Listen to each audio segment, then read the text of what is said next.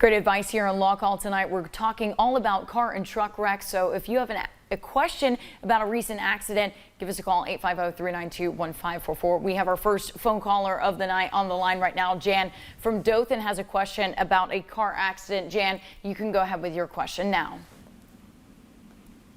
Okay, thank you. I was actually involved in a car accident in May. I had just purchased a 2015 Ford Expedition. And on that expedition, I was rear-ended by a gentleman, and I actually was able to find a new vehicle, but I had to spend, with the market today being what it is, I had to spend like $25,000 more in order to replace the vehicle like I had, even comparable to it. So I was wondering, are you able to sue the difference for that amount? You're talking about if you had damage to the vehicle. Now, was your vehicle totaled out as a result of this wreck? My vehicle was actually totaled. Okay, so you're talking about the difference between what the value of the vehicle was and what you owed on the vehicle, correct? No, the value to replace my vehicle, because my vehicle was actually purchased at like $25,000. And in order to replace that vehicle, even comparable to what I had to buy another vehicle at $42,000. I see. Okay, so the way damages are measured in when you're talking about property damage is, at least in Florida. Now, I'm a Florida licensed attorney. I'm not licensed to practice in Alabama. We do have lawyers in our office that are licensed in Alabama, so I can only answer the question in the Florida context. But we can also get you that answer from Alabama as well. But in Florida, the person who is responsible for causing damage to your vehicle, if they end up totaling the vehicle, they are responsible for reimbursing you for the fair market value of that vehicle.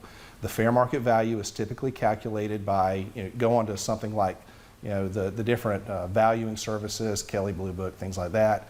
Go online, you can find an average value of your vehicle when you enter in the VIN number, or you enter the make, the model, the condition, the color, the options. That will give you a basic value from a retail standpoint, a trade-in standpoint, which is more or less your wholesale, and then a private party value. But there's some value kind of in the middle that they'll use as a basis. And then what they'll do is they will look in the area and they will try to find a vehicle that is exactly like yours in terms of the make, model, mileage, condition, options, and they will factor that into the value. And the reason they do that is because they want to give you a check that you can then take down to a dealer and buy the exact same thing you had.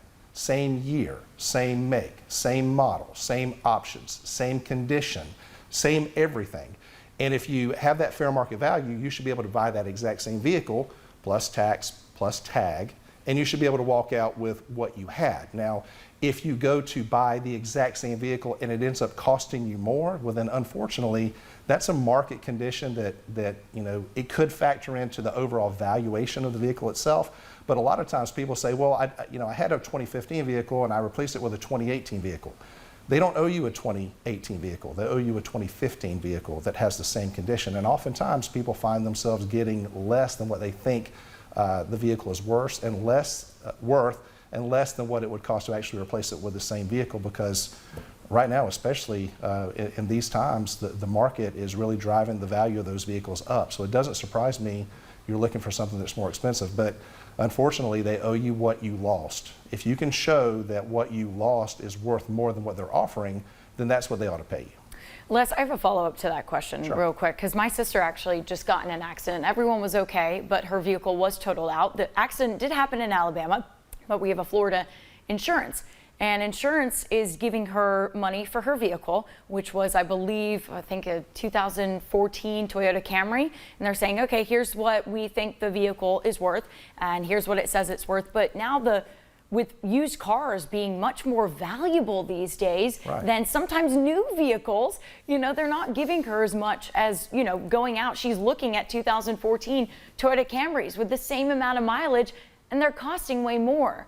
So in that situation, what do you do? I mean, can you go after the insurance company for more money, or what is your options for someone like that may be saying the value right now in the market for used cars is way more than it was. Right. It's something you negotiate. You absolutely negotiate. There's no hard and fast rule. And really, when they talk about calculating the fair market value, well, the market is a factor in calculating the value. And if you can show that in your market, that 2014 Toyota Camry is $18,000 and they want to give you $14,000, well, you can use that as a negotiating tool to try to get the insurance company to pay more money.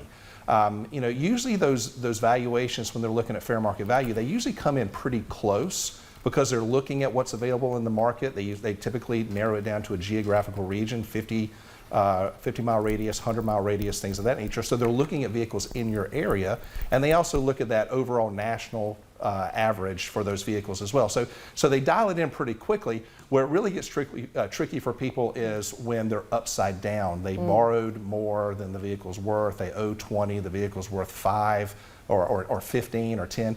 And if you're upside down in a vehicle and it gets totaled, unless you have gap insurance, you're going to be left holding the bag on that one, unfortunately. Yeah. Well,